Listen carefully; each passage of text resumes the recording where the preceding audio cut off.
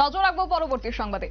পশ্চিমবঙ্গে আরজিকর কাণ্ডে যখন উত্তাল দেশ, তখনই এবার প্রতিবাদের ছবি কার্যত রাজ্যে দেখা যাচ্ছে।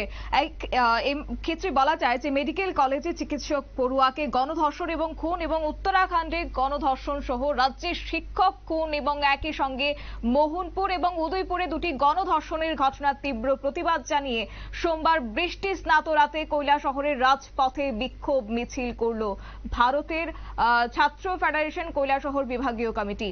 মিছিলে উপস্থিত ছিলেন এসএফআই বিভাগীয় সম্পাদক তথা রাজ্য সম্পাদক মণ্ডলীর সদস্য সাগর ভট্টাচার্য, সহ সভাপতি শাহাবুদ্দিন, এছাড়াও বিভাগীয় সম্পাদক মণ্ডলীর সদস্য শামীম আহমেদ, জুয়েল মালাকার, ভারতের গণতান্ত্রিক যুব প্রোডাকশন কৈলাসহর মহকুমা কমিটির সদস্য ত্রিপেশ শব্দকর সহ অন্যান্যরা।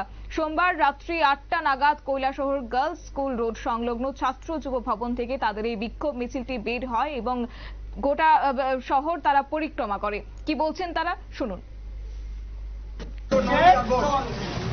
পশ্চিমবাংলার আরজিকর হাসপাতালে প্রশিক্ষণরত ডাক্তার মমতা দেবনাথের উপর পরিকল্পিতভাবে গণধর্ষণের প্রতিবাদে এবং ত্রিপুরা রাজ্যের উদয়পুরে বিজেপি মদতপুষ্ট কিছু দুষ্কৃতী ইংরেজি মাধ্যমের শিক্ষক অভিজিৎ জ্যাকে খুন করে, এবং যখন মমতা দেবনাথকে নিয়ে আমরা সারা রাজ্য এবং দেশ তুলপা, তখন ভারতের আরেক সীমান্তে